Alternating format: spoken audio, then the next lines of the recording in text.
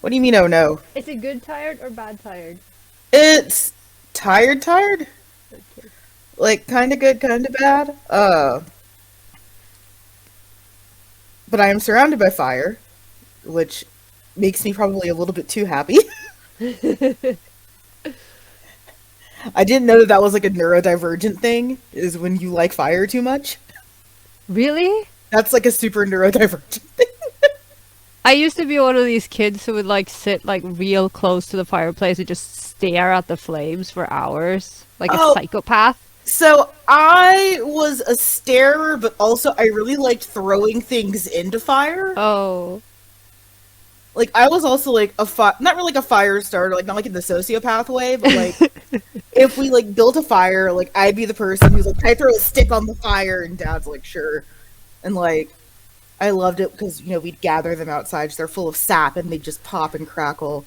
Um, Once lit a fire in my friend's fireplace entirely of Olive Garden napkins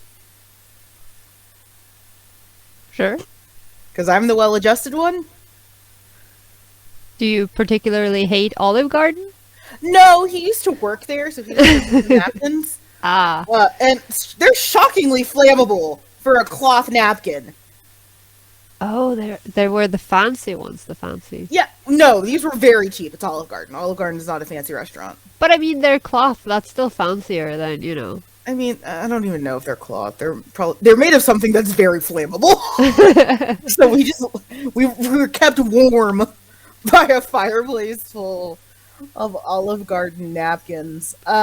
Welcome to the Yaoi Shelf. Grab a seat and relax. Welcome to the last episode we're doing of the year. Wow. Yeah. Yeah. I don't know how it got December. I've heard that there's this thing called time. It is a myth, just Yeah. like gender. I don't believe in time, and yet it just... Time zero neither ceases nor reverses. Sure. That's a BoJack quote because I'm well adjusted and not depressed. I believe you. I believe you. It's like that's a quote from BoJack Horseman because I am both well adjusted and perfectly stable. So housekeeping, we have Patreon. This is our second month going into it. We are still quite overwhelmed by the support that we've received. Yeah. Thank you so much. November rewards went out earlier this week because I am late. I was also late, to be fair. Everyone was late. But we're recording our December reward soon with some very, very exciting stuff on the way that will be behind and not behind paywall. Girl, if you touch that microphone one more time. I'm sorry, I don't like it. You don't like the microphone? It's like, I realize it has to be in my face for me to actually, exist in this podcast. But Yeah. it really bugs me. Okay. We're gonna use Carola's. When Carola gets her payout at the end of the year, we're gonna put it towards a headset for Carola. But I hate headsets. That's why I got this one. So there are just no solutions here, are there? No! I just have to suffer. It's okay. I'll stop. I'm sorry. And you're just like, you're just contemplating, why did I team up with this one? Why didn't I find a better co-host? No, I love you, but we're just like tired semi noises. It's like vague, tired semi noises. You decided to go for live action Shuichi. This is what you're getting. I'm sorry. It's, you know what? One of the nicest things that anyone ever said to me was, "You're not the worst person that I could die to." That's nice. And I feel like it's kind of the same, where it's like, you know what? You're not the worst, as in I actually really, really like you and I value you and I think you're brilliant. That's fine. It was just my ring light.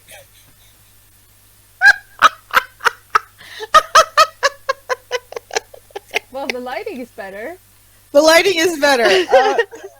So that's Patreon. That's Amanda experiencing vertigo very briefly because ring light fell and camera fell a little bit. It felt, yeah. Hello, Okay. I am Chaos. Welcome to the Yaoi Shelf. Yes. Carola, do you want to tell the nice audience what we're talking about today?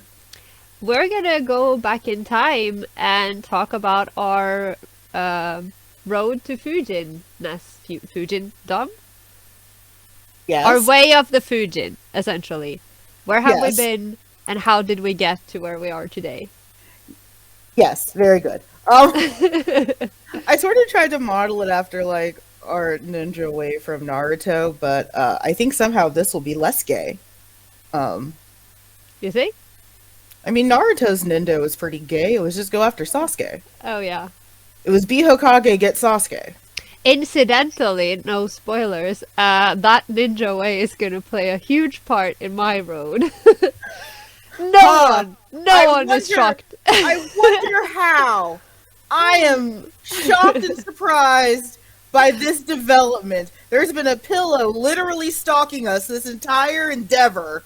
This pillow actually came with me on for an interview on Thursday. So, it's getting around. I took Kamagura overseas with me so far everywhere I've gone. Yeah. He got to go he on also came. He got to go on a cruise. He got to go to the Bahamas. So lucky. Oh yeah, he had a great time. He got to go to Disney.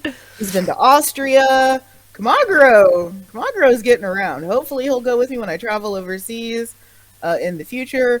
But that's not what we're talking about. So, we're here to talk about how we became Fujin. I mean, technically we're both Fujoshi as far as being AFAB, assigned female at birth. But I'm using the generic Fujin because I'm still a gender fluid bastard. I am Fujoshi. I just like saying Fujin. I think it's so nice. It's so weird that, like, and this will probably come up, that especially, like, boys' love and stuff like that really had a massive part to play in, like, gender and sexuality for a lot of people. Yeah. Because I got very comfortable going by, like, he, him pronouns because of boys' love and fandom. And then when that continued on, I had to be like, there might be a reason why that's a thing. So we're gonna go back in time. Yeah. We're actually gonna go back quite a long time now that I'm looking at the date. We're old. I don't want to talk about it. We're really old. Oh my god. And in fandom terms, yeah, we are ancient. I mean, in fandom terms, we're technically no longer supposed to be here. I mean, I'm not sure what I'm supposed to be doing, because apparently I'm supposed to stay home and raise my kids. Yeah, we're supposed to go touch grass and stuff. I don't know what that means. I live in a country without grass, and I have no kids. So you have grass. You have to have grass. What do the reindeer eat?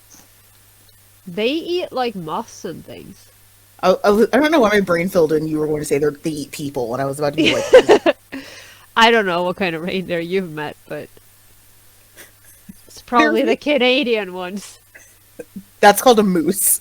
If we're talking about man-eating reindeer, that's called a moose. What is caribou? The caribou are probably... Aren't those also reindeer? Yeah, but I think they're the Canadian ones. I don't know what we're talking about. So we're not zoologists, as you can tell. So it's the early 2000s. Yeah. Which was like 20 years ago. I feel like, a lot of people who maybe who are listening, I don't know, maybe some of you who are listening weren't even born. Or were just born. Are they of age? I don't know.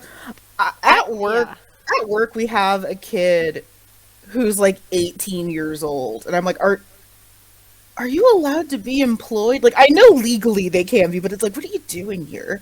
Like, you're an actual child. I don't like this. I was out with my cousin today, and he was born in 2000, so he'll be 22. So I think they are of age. Yeah, I have a cousin born in 2002, and he's in college. What the hell? Yeah, I know. I don't like this. It's so weird. Yeah, it's really uncomfortable, isn't it? We're old. So it's the early 2000s. For me, especially, it's like 2004 to 2008. Corolla, are you on a similar timeline? Yeah, basically. I want to say um 2005 for sure.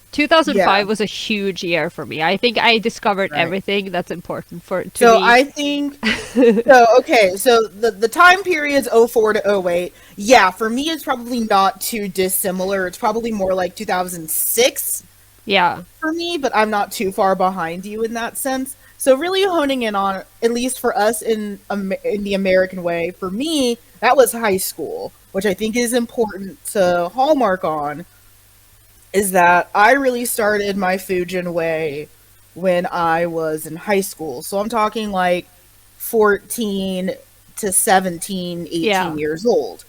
Um, we're going to go ahead and tackle this at the start of the show because then Corolla is not too much older than me in that instance. No. And No. I think that we end up coming out on the similar timeline anyway because I didn't have any internet at home. Right. So I don't think that I started like going online and finding BL stuff until, 2005. Uh Right. But what I'm getting at is that is decidedly under the age that most of this stuff is supposed to be read yeah. by people. We talked about this in the old show, so I'm not going to super harp on it, but I definitely do want to open this up to Corolla as well. Uh, I've been very vocal in saying that as much as Yaoi and Boys Love has changed my life, I was also definitely reading it too young, and it absolutely does color your experience when every depiction of sex you've ever read is either rape, painful, or someone uses not lube as lube. So, as much as I adore Boys Love and Yaoi, and I can say that it changed my life, I can also say me and my friends that were reading it, writing it, voice acting it, and talking about it were all way too young. You were voice acting it? Oh, yeah, we did fan dubs. Oh my god. Back when Crunchyroll wasn't a legal streaming site. You guys were so technologically advanced. We were in our library trying not to moan. We were not technologically advanced. We also would so we had this fun exploit that we used. There's this game called Naruto Clash of Ninja. It Oh was on yeah. it was on the Wii and no one liked it. It was on the Wii and the GameCube because the Wii didn't exist. It was on the GameCube. But because it was a fighting game, it released all of its sound files. So we would just mimic moaning and groaning using those sound files because they were all official from the voice actors. So, This before you kids are making fan cams and shit. this reminds me of something. Okay, I'm just gonna throw the story in here because it doesn't fit anywhere. So in 2006, Yes. there's this audio file that appears on LiveJournal. A friend of mine linked me to it. This is this is 2006 Live Journal. Okay. yeah, someone had taken audio from Naruto, like Yes. fighting audio and things, Yes. and also Naruto and Sasuke talking to each other. It's Yes. particularly the audio from the fight with Sabusa and Haku, and they've taken this and they put this music on top of it, and they Mm-hmm. made an audio porn file of Sasuke and Naruto, and it's all moaning, and then in the end, Sakura walks in on them and screams, and I loved this. At the time, I didn't understand Japanese, and I didn't know for sure whether this was like an official or if someone had made it, and I was obsessed with this sound file. And fun, I don't even know if I should say this. I still have this sound file. This is my alarm clock. This has been my alarm clock since 2006, okay? And it's I think a we just found relic. our I think we just found our December reward. It is amazing. That's Obviously, now that I understand what they're saying, I'm like, okay, this isn't actually that sexy. But I think that's what makes it so great. And like we'll talk about this more is we really we put in work. yeah, Like I've had this conversation a multiplicity of times, and I'm probably jumping the shark a little bit, but I think that's a good segue. There was no such thing as casual fandom when we were in anime and manga when we were younger. It just didn't exist. You could not be a casual. Like, there was no easy access to this stuff. There was no easy access to the merch. There was no easy access to this information. Like, if you were not staying up to 2 a.m. watching Toonami, you were missing episodes. Like, Yeah. there was no, oh, I'll just catch up later. If you miss this episode of Trigun, you're done. The series is, you're never getting that episode again. It's never coming back.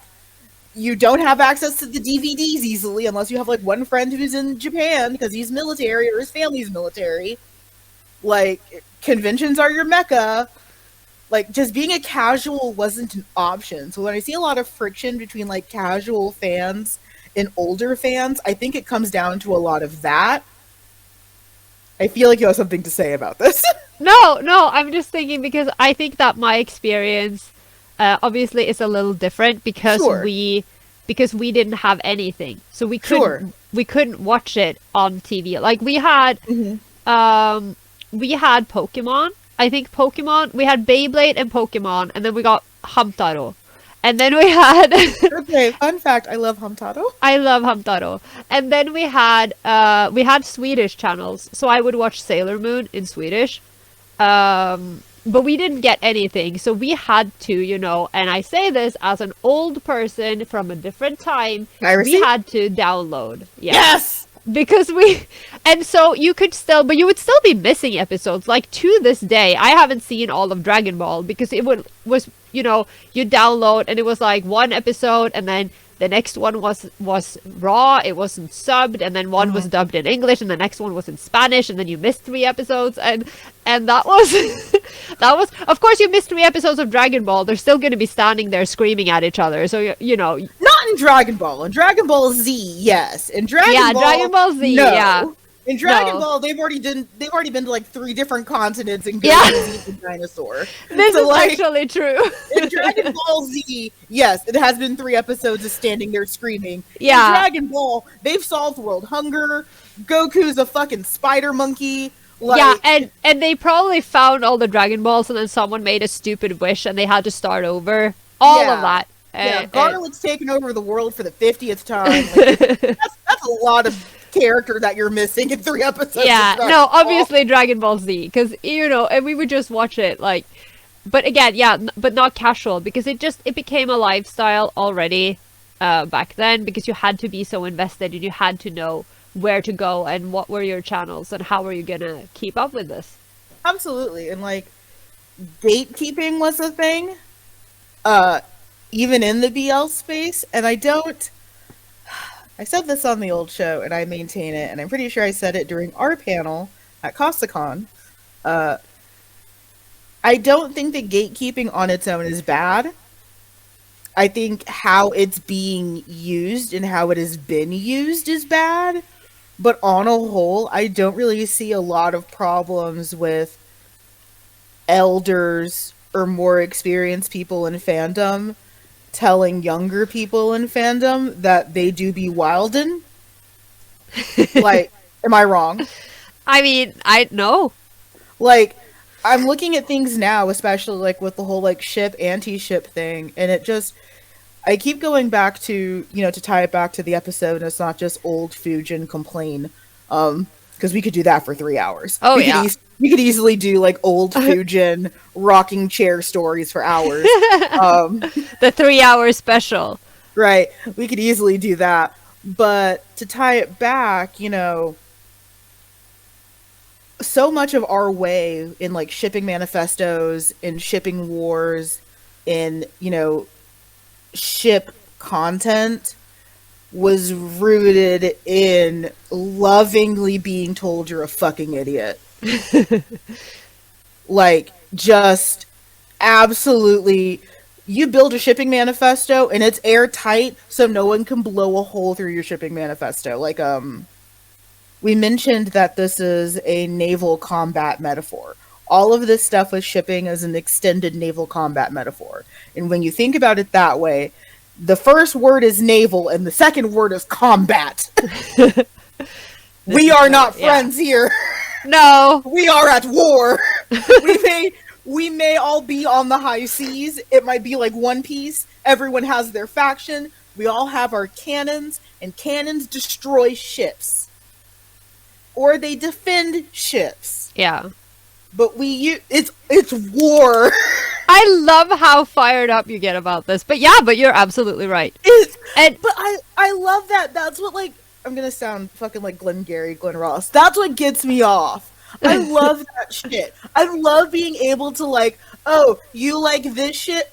Here's X, X, X, Y. Boom. I think you are not correct. Love the work you put in, though. Like, that's my favorite thing on earth. But I think that that's, again, another thing, because, you know, going back to what we talked about, particularly at CasaCon, that it's a completely different dynamic, because, I mean, I'm not going to pretend like there weren't any, and we're going to talk about those, you know, shipping wars, or things weren't necessarily always great back in the old days. True. but there was, you know, the dynamics were completely different, and it wasn't as hostile as it can be these days. And it's like, you could absolutely destroy, you know, like you're saying, like fire a cannon at someone else's ship, or, you know, the cannon fired itself and sunk your ship, but you didn't care because denial land is a thing. And yes, you're there on your sinking dinghy. I'm sorry, I didn't catch the memo. This never happened. Leave me alone. We're just standing there on our respective fucking sinking canoes, just This is true, though. I mean, sad drowning noises. It's okay. I am, you know, I just picture myself being as cool on my sinking ship as, you know, Captain Jack Sparrow in that first. Yeah, when he just stepped. Everyone has been there. That's me. The sad Titanic music playing in the background. I'm just standing there, like, humming "Closer, My God, to Thee." It's that fucking Mountain Goat song. I'm drowning. Oh my God! No sign of land. I like swear that's us. I swear I had a point. But yeah, but basically, I think that, you know, it definitely, you know, those were savage times, but they were also, but there was a lot of positive in it, even though, yeah. And I wanna hallmark on you saying hostile. It was hostile, but it was hostile towards ideas, not people. Yeah, and it was, again, absolutely a lot easier to curate. Oh, so much easier. Yeah. So much easier. But I definitely want to hallmark in on that, is that I do think that there was this sort of like seismic shift, that it went from we're using cannons to attack ships to now we're using cannons to attack people. Yeah. And I don't like that. No. That's never what we were supposed to do. Like, yeah, we were hostile as fuck. We gatekept, we girl bossed, we gaslit. Like, we did all those things. But it was never at people. It was at the ship. It was at the characters. So we weren't... So, like, if I showed Carola my shipping manifesto, that I think that the true OTP of gravitation... Oh my God. ...is Ryuichi Sakuma and Yuki Eri. I don't think about it too much. Okay. Don't think about it too much. We already did this. 2 episodes of it. Okay. Yeah, but if I did that, and I'm certain Carola disagrees with me. I know she does. You think? Yeah. No, I do. Hell, I disagree with me now. Yeah. But, like, if I did that, she could eviscerate my point. But I wouldn't hate Carola. I would just be glad that someone read my dumb shit. But yeah. And I mean, I will say this immediately, because, like, disclaimer, I am an extremely antisocial person. So even in fandoms, I have never been, like, super active. I'm kind of like, I've always been like a lurker. I haven't really been interacting that much, so, like, I didn't necessarily get into a lot of fights with people or, like, destroy other people's manifestos, but I've seen some things, okay? Oh, you're just in a boat, like, 3 blocks over, just, like, watching, like fucking high-def binoculars, like, oh, yeah, I'm just over here like, wow. You're just watching people fucking hurl cannonballs at each other with their own fists, and you're just like, yes, how interesting. But really, No, yeah. I was But I was absolutely a fucking like dreadnought. I'm over here just like, you're all dumb. no, but see what I would do, and this is exactly what I still do, unfortunately, for anyone in my vicinity, is that I'm not gonna go on the internet and be like, oh, I'm gonna engage in this fight and that fight. I am going to absorb it quietly from my corner, and then I'm gonna get off the internet and yell about it to everyone I know. Everyone, she mostly means me. And her Uh, girlfriend and stuff. yeah, my poor girlfriend who is like, just minding her business, and I'm like, you know what? So I do that too sometimes, also again like to Carola, and I think it's very, very funny. But yeah, so outline. I'm looking at it. yeah, I Uh, also have it actually. Yes, I'm so proud of you. there. So I fell into this space when I was way too young to be doing it, early mid 2000s. I do want to say that my gateway was gravitation, and I really don't think it was. I think it was more like Jazz and Gaku and Evan, Oh my god. which were on completely opposite ends of spectrum between Jazz and Gaku and Evan. I don't even know Jazz. I think. I So don't Jazz is about, I think Naoki's like 17. He's 17 and he's a rich kid, and he meets a doctor because he has like semi-asthma. You know, the kind where you like cough up blood and shit. He has semi-asthma. But I he's mean, still who doesn't? okay, I got pneumonia and I was coughing up blood earlier this year, so I also do have semi-asthma. Leave me alone. Because he's 17, he has to like see a pediatrician. And the pediatrician he meets, I don't remember his name because he's not important, even though he's like the second main character of the series. And he's like, I've fallen in love with you, doctor. I want to be with you. Doctor's like, you're a fucking child. No. Well, So I now- was responsible. So Naoki's like, how about I do some sexual assault? Ooh. So, yeah. And yeah. And there goes forget that I said anything. Forget it. Yeah, so Naoki does some sexual assault, and the doctor's like, I guess this kid loves me, because that's... tired Amanda noises. This goes on for like 4 volumes, and I think it ends with like a proposal. Wow. Because, yeah, that's what you do when you sexually assault your pediatrician. I guess. It's one of those tropes, that very classic, you have to take responsibility. No, I think both are just badly written characters, and I think the mangaka was probably hyped up on like 90s sojo shit, because there's a lot of stuff in there that's like, I don't think that this is good or healthy. Like, I forgot to mention the use of date rape drug. Oh wow. There was that. I don't know where this kid is getting it. There's just a lot of stuff. I mean, Jazz is a perfect example of someone just sprinkling on like sexual assault because they ran out of plot. Like, there's no need for it, and that was one of my first series. Wow. So if you have any Congratulations. questions about how I ended up the way I am, Jazz. So, I'm putting I mean, more leather into Cherry because I don't smell the leather.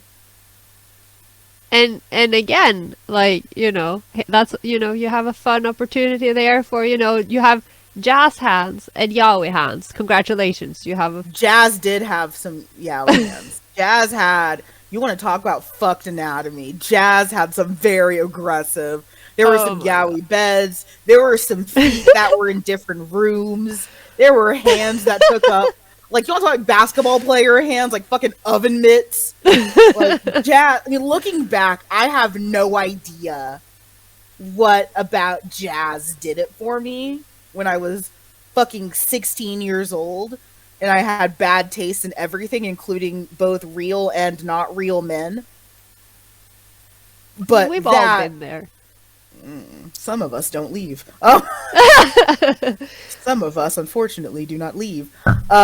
But yeah, Jazz really tickled my pickle back then. Gaku in Heaven, I don't think I liked. It was just No, everywhere. I It was know, just right? ubiquitous. I don't think I liked Gaku in Heaven. I was actually talking to someone about Gaku in Heaven the other day because I remember, I think I'm gonna rewatch it because I haven't seen it since it came out. Or I don't know if, I mean, I feel like it was when it just came out, but maybe, you know, considering how the internet worked. Point is, I haven't seen it since I was a teen, and I didn't like it, but I tried really hard to like it because, you know, it's BL. I need to like it. I don't have a lot of options here, and I think I liked the premise. yeah, Like I liked the idea. I like the twins. I kept hoping that there would be more twins. But you did. and then of course I hated the guy he ends up with. I hated Kazuki. I think still hate everyone did. Kazuki. Yeah, I think I think, I mean, I've hated him, and I realized that I hate him even more now because he reminds me of Conrad from Kyo Karamao, and I hate him too. So Okay, we're not going to sit here and let you talk about Conrad that way. I hate him. I'm sorry. I am not going to let you talk about Conrad Weller like that. And I think, like, I'm not going to sit here and let you do that. For those of you who are actually curious about the words that I said where I'm going to put leather into cherry, I am not just a deviant and a pervert. I have a wax melt going. And I realized that I said all of this before I hit record, so people were probably just thinking that I'm insane and that I have gone like full Metal Alchemist and I'm just making weird sex chimeras. I'm not. Are you sure? No. I mean, we can't see them, so I mean, it's a hunk of wax. Okay, fine. I'm just trying to... The leather is shockingly white. Wow. Yeah, it's very white. That's weird. Okay. So, Carola, would you like to tell the audience a little bit about your early questionable decisions? Yeah. I actually had to think about this because I really don't know how it happened or when. I had a brief brush with BL before this. Like, if we just go even further back, when I was, I say, as if I'm not still obsessed with Team Rocket, but when I was, when I was a young child and I was obsessing about Team Rocket and I was hanging around GeoCities pages, I did I did come across gay ships from Pokemon, and I really didn't like it. And of course, the reason I didn't like it was because it was either characters I couldn't stand, or it was people shipping James with other characters, and I can't have that, okay? Because Jesse and James were my OTP, and I was like, no. But so that was my first meeting, and then I didn't like it, but not for homophobic reasons, you know?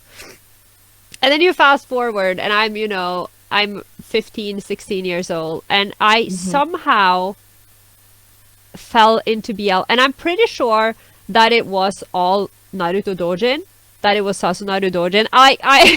Because the first thing I can remember is that I just started reading Dojin, and I wish I could remember the first one I read, but I do remember I was actually looking them up, and for those who remember me in the last episode mentioning snake rape, I did find it. I can share screenshots in Discord, but there were some circles that were called Beppan and Yuki Machiya, and they were like the big ones. They were on this big site called Setai Hentai.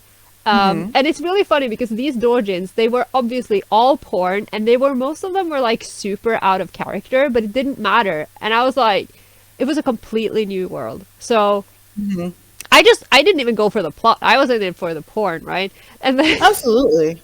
And like, yeah. And I think that that's interesting to mention is that a lot of times the stuff that we got access to wasn't always great. Yeah. And I remember, for the doujins, what really mattered to me, because, spoiling absolutely nobody here, but, I love Sasunaru, and it's my life now, and it was my life then, so I didn't really care as long as they were together, like. Yes. But then there was like a gateway from the doujins, and it took quite a while, I think, before I moved from doujin to actual manga. And again, it was mostly like smut based, and Oh I yeah. don't remember which one was my first, but I remember reading Golden Cane. I actually have Hmm. it here, Kindle Cane. Um, and also there was this one manga called Rifle Scope, and Rifle Scope is wild. I don't know if anyone's read this, but it's like 4 chapters of these delinquents who just they're a couple, but it's got that typical dynamic where, you know, the one is like really raunchy all the time and the other Right. one's like, no, no, and then they do it, and like there's this one scene in a cemetery, and I'm Hmm. pretty sure there's like a ghost there as well, and it's wild. It's so funny. Uh, and I haven't read it in years, but I remember that vividly. And then I remember this, and I own this in Japanese and English, and I remember it very fondly. It's one of my Hmm. favorites. But I was actually looking it up this morning, and the reviews are so unfavorable. It's like, oh, the plot is terrible. There is no plot. There's no character development. But I Hmm. remember it so fondly because it was it was my first time reading a manga like this, and Hmm. I really love the characters. And again, I was really in it for the, you're not very critical because you have Yeah, nothing I to mean, compare to. Like, that's a really, really good point. Also, I think I just remembered a series that I kind of feel that way about, which is Yellow. oh yeah, I mean, I can't say that Yellow is bad, but I also can't say that it's good. I love Yellow, but I haven't read it in a lot of years. Yeah, it's been a really long time. I think that's what I'm getting at. I do not think it would hold up to like current scrutiny for me. But when I was a kid, fucking send it. Perfect. Let's go. Um I didn't read Yellow until I was an adult, so I don't know. yeah, I was a whole ass teenager. But I love how people, I think it's because it took so long before it came out here. But Hmm. we had, people keep talking about Fake, and everyone read Fake. But I think I read Yellow before I actually read Fake. And then, so I've always had a stronger relationship because it's kind of the same premise, it's very They're similar. they're very Yeah, similar. I think Fake usually loses out because it has less like Bishonen. yeah. I think Um that's probably a major thing for me because, I love the Bishonen. I also love the Bishonens, and I especially love that particular mangaka's Bishonen. Yeah, Like yeah. she has severe same face syndrome, but they're good same faces. I love her, so I think that's why for me. Absolutely. Yeah. But so that's sort of how we got into this space. We started covering a few of these things off the top of the show, but I definitely want to go into a few of these things more in detail. Shipping wars, as we discussed. Uh, I do love that you said I love how fired up you get about this because I love this shit. Like, I love, especially like, I love being able to explain why you like a thing. I love that. Like that to me is what fandom is about. And I think that's what I was trying to get out when I was talking about like gatekeeping and stuff like that. Is that while I totally can respect casual fandom, there's something about being able to talk to a person who is wildly passionate about Yeah. something. I love that. Like one of the reasons why I chose Corolla was because I know she can do that. She might be a gremlin in every other sense, but like I You're not know, wrong. but I know if I get you started on something, that I'm gonna see that passion. I don't like that I sound like Naruto. What? Because I was like, I want to see that passion inside of But you. I don't like that we sound like a shonen main character. That's gross. no, I it's am not. not. I am It's not beautiful. Luffy. No, fuck that noise. Uh, but yeah, I love that, and I Yeah. don't see that as much anymore. And like, there's a part of me that's like, you're being old, and that's fine. Let the kids like things, but also like, but why? Especially like with a lot of as the kids start to find like problematic characters, and they're like, well, this guy's problematic, and you're like, this guy's not real, and you find yourself suddenly explaining to children that fiction is fiction and shit like that. And Like to it's adults as well. and to some adults that fiction is fiction. Um it's just it's not that's not fun to me. No. I love these granular conversations that fans used to have about like how the use of honorifics could tell you about a character's relationship with another character.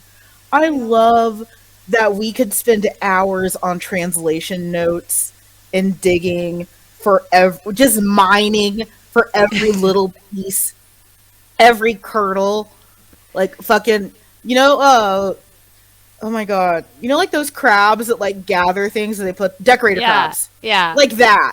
Like we're just mining through content and like sticking things on our backs. And then like, yeah. Yes, go ahead. And then like writing, I remember in particular in, again, LiveJournal, because it is my platform of choice. I love LiveJournal.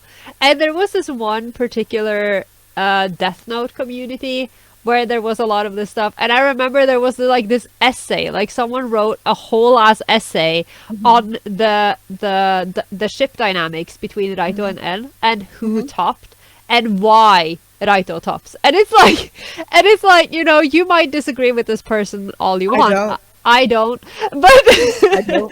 No, I don't. But I love that you would take that time, like this doesn't really matter, and people aren't necessarily going to agree with you. But if you want to write a 5,000 word essay on why this character tops this other character, that's how. Exactly. That's like, amazing. And I said this during our Kasacon panel. I might disagree with you, but I have to acknowledge that you put in work. Yeah. And I think that's my favorite part.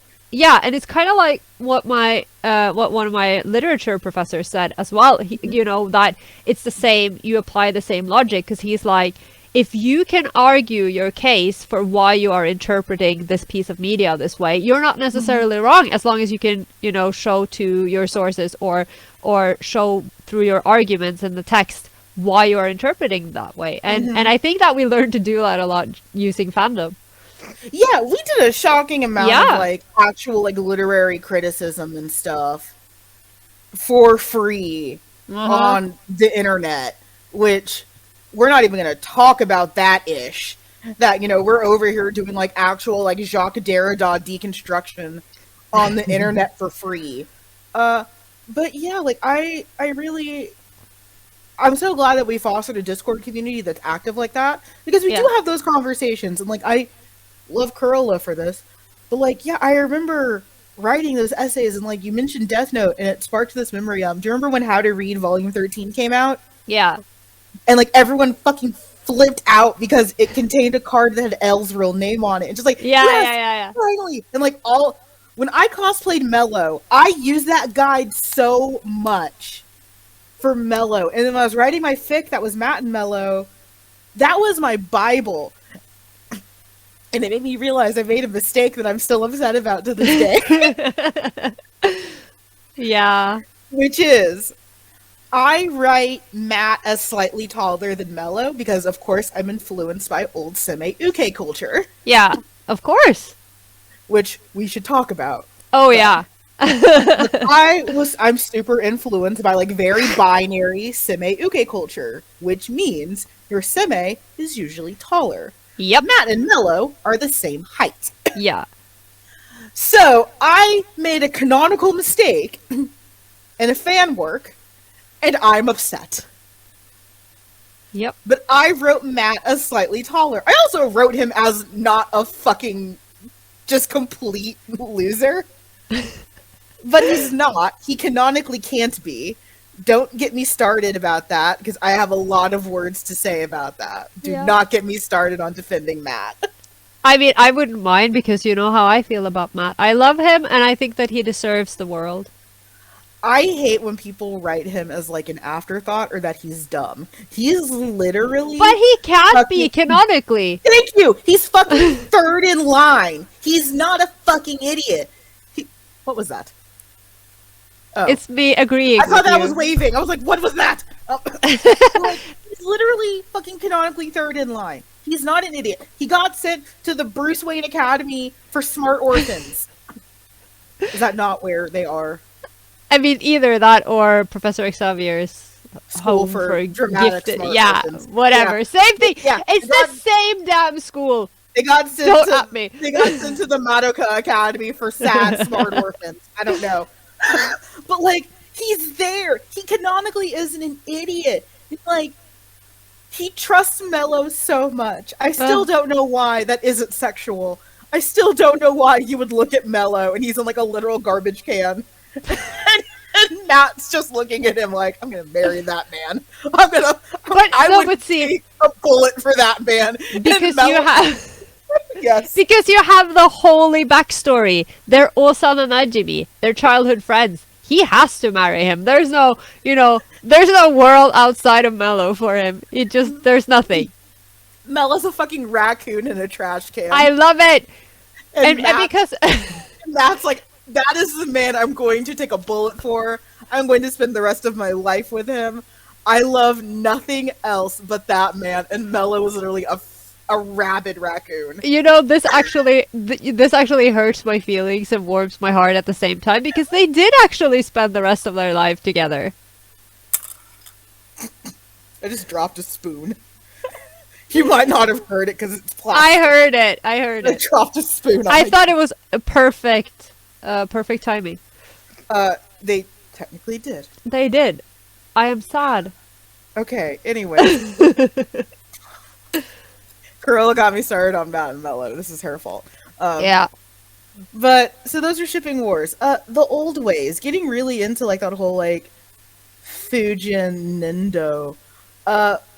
As I said before, we attacked ships, not people. There was none of this, oh, I disagree with you, so I'm gonna fucking dox you. There was none of that shit. There was no calling people pedos. Nope.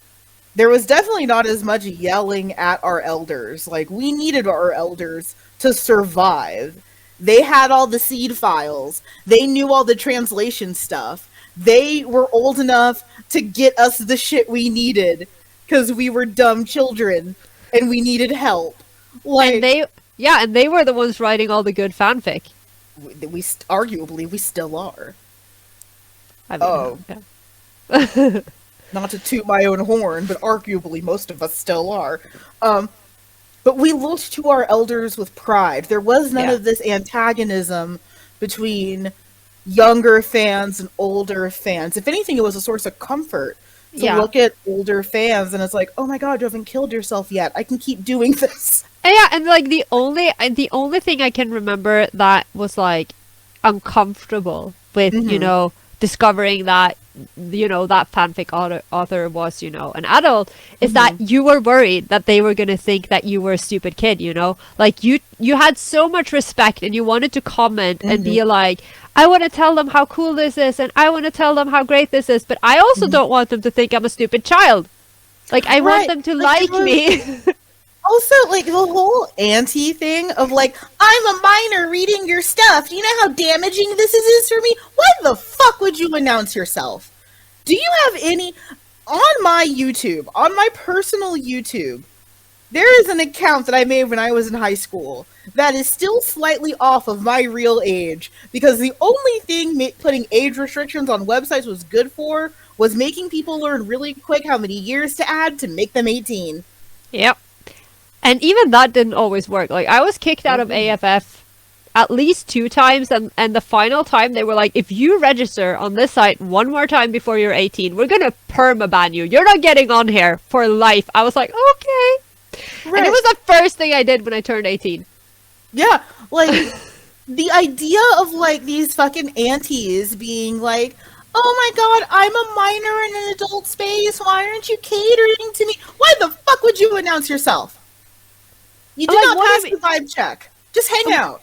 What do you mean cater to? Like, according to you, we're not even supposed to still communicate with you. Like, yeah, we're not supposed to exist, let alone communicate with you, because apparently that makes you a groomer. And that's what makes me a groomer. I quit existence. Yeah, I mean, I think that's a little difficult. And again, I'm saying this coming as someone who does work with events. Like, what am I supposed to do then the next time some minor comes up to me at an event? Like, am I just supposed to go, I'm sorry, I can't help you with your question because I'm not legally allowed to speak to you? That's gonna be me, honestly. When I'm working events from now on, it's like, excuse me, are you old enough to maintain conversation? Can you show me your ID? Are you over the age of 18? If not, I cannot legally speak to you. Do you have parental consent to have this conversation with me? I mean, personally, I just think it's really, really sad because fandom used to be, we're all in the same boat here. And like, obviously, there will be people who are too young and who shouldn't be consuming this content. But I just think it's so sad that, that we are so, it's like this age war that we can't coexist, because that's what it was always like. We always had fandom elders, and we wouldn't have fandoms if it wasn't for those elders. Absolutely. And I do want to acknowledge that were people gross back then? Of course they were. They're always going to be gross people. Yeah, like, have you met people? Carola, we can't put blanket statements like that on the internet. I'm sorry, I just really hate humans. I'm sorry. Okay, I'll stop. Gestures. I don't mean it like that. Tired PR noises, gestures. But like, you really are the Matt to my mellow. I kind of love it though. Were there gross people? Of course there were. Were there people that were using their position for power for nefarious means? Of course there were. Of course. There still are. Some of them will still work at Funimation. And some of them still get invited to conventions. Lots of them still get invited to conventions. I'm not going to name any names, Vic Miana. I could name his name if I wanted to, because I have no idea how to pronounce it, but yeah. Like, oh my god, I love that whole, like, you guys are groomers. You supported an actual groomer for so many years! That's different. Like, oh my god, when it was the actor for Deku in My Hero Academia, the English one, he's like, if you support Endeavor, you're supporting an abuser. Like, you worked with an actual abuser for many years. He said that? He said it. Oh my god. It's like, you worked with a real abuser. His name is Vic. He's right there. And you never denounced him. But sure, Endeavor's a bad dad. Pop off, I guess. But it's like, I just don't... See, this is why it's nice to live in a world where I have never really consumed dubs. You can just ignore the wash my hands of this. This has nothing to do with me. This isn't real. Listen, it's not real. If I'm gonna start going after what Norwegian voice actors, like, first of all, the only dubs we have here are like, I mean, against the aforementioned Pokemon. We have what's the thing that is not Beyblade? The new thing that's like 12 years old. I know what you're talking Bakuten? about. But No, not Bakuten. What the hell is that thing? I don't like that my brain said Bakugo. I don't like this brain rot. I don't know. I made an AFO joke yesterday, and I really don't like My Hero Academia brain rot. I'm not a fan. Yeah, but we don't have a lot of dubs, and we literally have. I like to jokingly say that Norway has like one actor. He's in everything. Actually, there are two, and they're in everything. And I want autographs from Norwegian voice actors, but we don't have any. Like we'll find one. We had one, and he was literally the voice. When you say that someone is the voice of your childhood, it's this guy. He dubbed everything. He was in everything. Tim Curry? I don't know. No. Yeah, not Norwegian. You said the voice of my childhood. I said Tim Curry. That is disturbing, but I'm assuming you mean. I'm assuming you are talking about Fern Gully Tim Curry and not Rocky Horror Tim Curry, because if not, why did you jump to Rocky Horror and not fucking Pennywise? Because Rocky Horror. Because that would be the thing my parents let me watch as a child. But if they let you watch it? No. Well, actually, if you consider how puritanical the world is, I'm assuming you would rather have your kids watch Pennywise than Frankenfurter. You know what? I hate to admit I think you're correct. Yeah, I think so, which is actually really sad. That's very sad. I love Frank. But those were some of the old ways. We also cannot go past acknowledging how important the social internet was. And we're both 1,000 years old approximately. Yeah. and we got to see the rise of the social internet and how vastly important that became for us. Carola did mention LiveJournal a few times, which made, I think, like added a year to my life every time she said it. My hangouts are primarily Quizilla because we found out how to work around to get porn there. Okay. Yes. I just think that's wild. That we did that we turned a quiz website into a porn website. Yeah, because like but American I feel like that ingenuity. was, I feel like, but this might be a cultural difference because I feel like Quizilla came later, like a lot later. No, that was, oh my god, I started like posting and reading on Quizilla when I was like 14, 15, so that's 2004, 2005. Yeah, so maybe it was just that it didn't actually reach my shores until Yeah, a that few might be years the later. case. Yeah, probably. Yeah. Yeah, because I don't remember any of that, but I do remember the quizzes, but it was later, because I think... Because remember we talked in the server, we were talking about those old quizzes we used to take, and like, you know, what kind of Sama are you, what kind of Uka are you, and those things. And I don't even think that was Quizilla when I took those. They were like... They were different websites, and you got We're like a flash code. sites and stuff, yeah. Yeah, and you'd put it on, again, your LiveJournal profile page, and you'd have like this this whole ass row of, you know, oh, this is who I am in this series, and this is the kind of uke I am. Yeah, for sure. Like, that was the weirdest part of it, was that, yeah, we did use a lot of these, like, so I actually used the Wayback Machine to go on Quizilla. Oh! Oh my god, yeah, we were wildin' back in the day. We were fucking wildin' back in the day. They have so much annexed and like kept. And then there was like Quizilla that was just entirely on LiveJournal. Okay, so Quizilla was where I hid a lot of my porn and stuff like that, and a lot of my porn reading, including the fan fiction that made me stop reading fan fiction for a while because it disturbed me. But yeah, so like I did a lot of my stuff on Quizilla. Also, Zanga was where I hung out a lot. I didn't really do a lot of Tumblr because I think like Tumblr hit right as I was like not really aging out of some of this stuff, but like I don't think Tumblr was a thing until I was like in college. Yeah, I'm trying to remember. Was that like 2010? Yeah, I want to say 2010. Yeah, so I was in college. And it wasn't that I wasn't doing fan stuff back then. I was on a lot of like RP forums and stuff like that. I was on like Gendo. Oh, Gendo! That's where I used to get all my music. I was a moderator on Gendo. No! Yes. Thank you for your service. Oh yes. I appreciate. Oh yes, the Fujin. I am a proud Fujin veteran. I was a moderator and uploader and translator on Gendo.com. Oh wow. You are welcome. I served my country. I use that site so much. You can still get in a little bit. It's not the same. You can still get in. Gendo.com. Actually, some of my best friends are from there. We met on the internet, and none of them have been serial killers. Yeah, I know, right?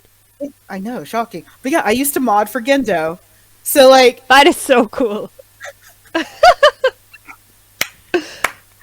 Actually, Gendo has a Discord server now, so I'm on that. But, oh my god. Yeah, that's where I used to do a lot of my stuff. But, like, again, the social internet was so important to doing that. And, you know, Tumblr did come along. I didn't really start doing Tumblr until, oh, fuck. I don't even think I made an account until, like, 2014. I know I had an account at least in 2011. But I, again, you know, because I'm so antisocial, so I would just, like, reblog things, like, reblog photos, like, not photos, porn. Yeah, same. Like, I definitely was a lurker before I started posting. I think I did, like, one semi-viral post that was saying that I have all the pieces to cosplay Kosuke Oshiba immediately, which is true. In my closet, I had every piece to cosplay Kosuke Oshiba, which is concerning. I'm deeply concerned about the characters that I can pull out of my closet. Like, Time for some soul searching. Like, if I have to look at my closet right now, I can pull Overhaul out of my closet. Which is worrying to me. Yeah. Why is Overhaul in the closet? That is a good question. I mean, Would explain. Yeah. We know why he's in the closet. because you know, societal expectations and stuff. You can't be a gay yakuza. Do you want to talk about fanfic a little bit? Because I think that kind of deserves its own segment. Yeah. Which means you talk. I talk. Yeah, but I mean, I don't even. Or would you like me to get started? Yeah, well, you should probably get started. I feel like I've been so out of touch with all of these things for like years. I don't know anything anymore. We need to go to the Wee Boomers retirement home. It's hospice time for us. We've hit retirement age. So Yeah. fan fiction, of course, you know, being fiction that is created by fans. That was also super integral. And again, like, not to super beat a dead horse as far as like casual versus not casual. If you were not doing fan works back in the day, you were not fan. Yeah. And that wasn't as gendered of a thing as it is now. It was definitely gendered. Like, the boys did the AMVs and stuff like that, and the girls did the fanfic. So it was still gendered, but it wasn't like boys aren't doing fucking anything and women are the only reason there's a fan economy. Am I wrong? No. Like, you want to talk about why some series are more popular than others? Look at the women. It is our fault. And look at the history. And yeah. It is because of women that Funimation sold its soul and got Yuri on Ice merch as fast as they did. That was not boys. There is no boy that is the cause of Kuroko no Basket being on Netflix. No. That is not the work of man. I feel That like is the work of woman. you know, we used to have that term. Remember rabid fangirls? That Oh, dude. that is an honorary badge. Because For some of them. yeah, for some of them. Some but of them have done too much. some of them should be in jail for or Not you false. know. Not false, though. I'm I just think a few of them should be in jail, TBH. I mean, I just remember this is more on the cosplay side of things, but I remember reading this was probably on 4chan, because, you know, 4chan used to, although it was awful, arguably, it wasn't all awful all the time. And like some of these sub forums, like the cosplay one was, you know, they were actually quite decent for 4chan, But I remember there was this one thread where people were like telling their cosplay horror stories, and like 90% of the reason for these horror stories were fangirls that should be in jail, and that's a whole other thing. But yeah, Yeah, I don't want to scapegoat how gross some fangirls can be. We'll talk about that more in cringe. There's an entire section that I have outlined just on cringe, because there was some. But yeah, rabid It's fangirl. like having war flashbacks to my own. It honestly is like it is like a form of PTSD, to be perfecly honest. You Like just don't want to. Yeah. I was talking. I'm working a convention actually in a few weeks. I'm not wearing a watch. And I mentioned DashCon, and everyone got really quiet. And someone else mentioned Rainforest. Oh my god, I've heard of that one. Oh man, Rainforest. Oh. No. But yeah, I mentioned DashCon and everyone just got real quiet. It's like, well, we don't want to be DashCon, do we? Oh. You know, yeah. Yes. There's nothing, but we were actually talking about this yesterday, but that was because we were trying to find something to watch on Netflix, and there was like, on my list, I still have the Fire Festival documentaries, and I think these are so great because there's nothing like boosting your confidence as an organizer like these things. Like, it's like, okay, you know, we're struggling a little bit, but we're not Fire Festival, we're not DashCon. It's like, you get there aren't sad sandwiches or anything like that. no. Oh, the sandwiches. We do have a ball pit though. It's a reference. Not the ball pit. Not the ball pit. Oh my god. I do love that though. Okay. Yeah, fan fiction. The fan fiction was super important, and I think in a lot of ways still is. Especially like the writing of fanfic. But here's where I go to old person bitches mountain. Uh, Toss a coin to your writer. Like, fucking engage with fanfiction. I don't know why the kids don't do that anymore. Like, I'm gonna use myself as an example, not because I'm a narcissist, but because I feel like it.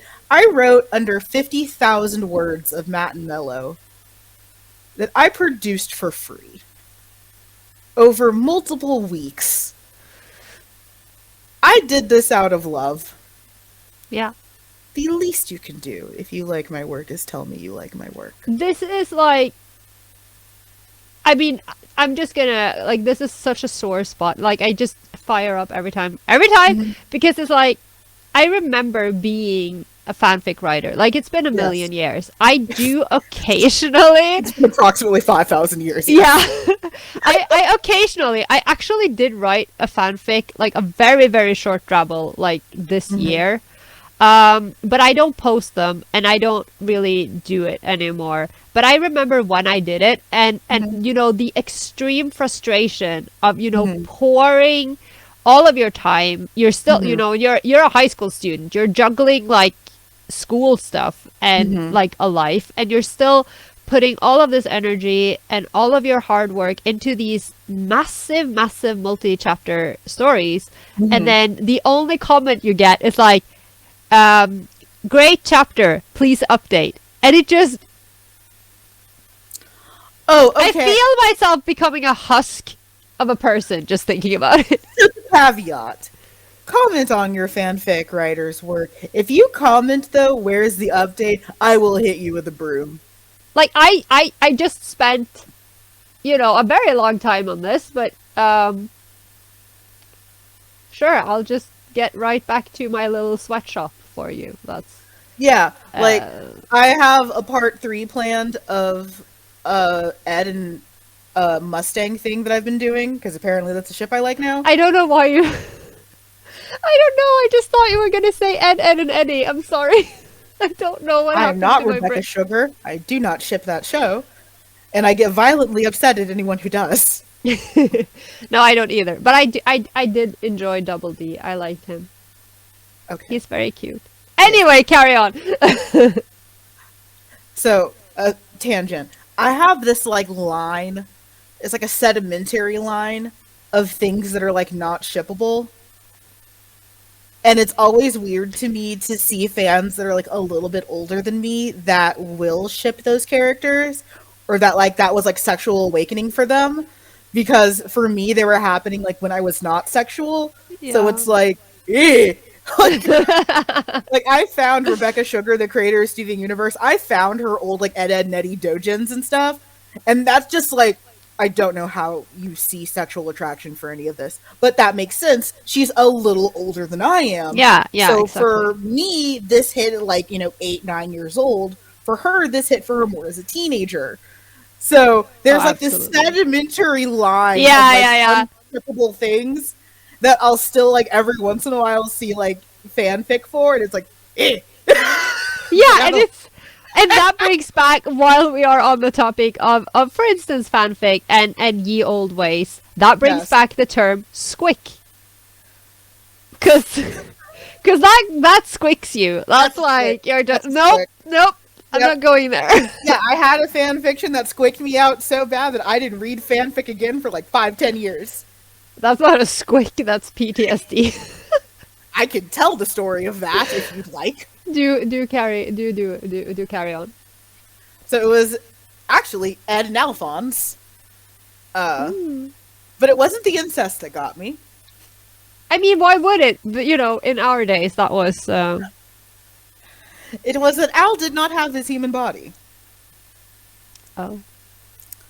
So, acts did occur after, of course, Edward removed Alphonse's head, so he did not know what he was doing to Alphonse's body. That's why... What? Isn't it strangely poetic, though, that it would be Full Metal Alchemist, considering what that show did to people in general? Yes. Yeah.